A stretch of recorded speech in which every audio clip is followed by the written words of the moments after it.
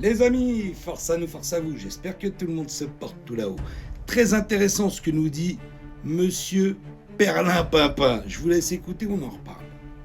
Que la franc-maçonnerie est aux avant-postes de la bataille qui importe si nous voulons façonner le siècle pour le bien de l'humanité. Un signe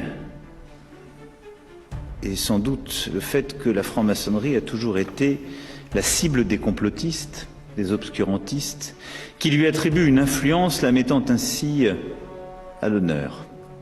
Un organe de presse vous a récemment fait procès de vouloir peser sur les débats relatifs à la fin de vie, usant au passage d'une iconographie qui était oubliée depuis Vichy. Je vous le dis ici, Alors, soyez-en fiers. d'abord, j'ai envie de dire, il n'y a pas de complotiste sans complot. C'est quand même une dinguerie ce que nous raconte Perlimpinpin au niveau des francs-macs.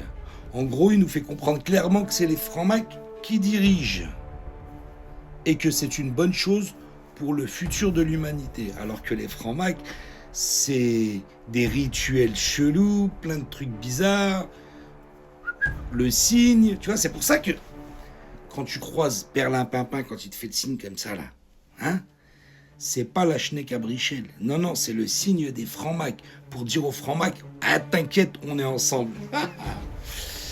Voilà où on en est, les amis. Voilà où on en est.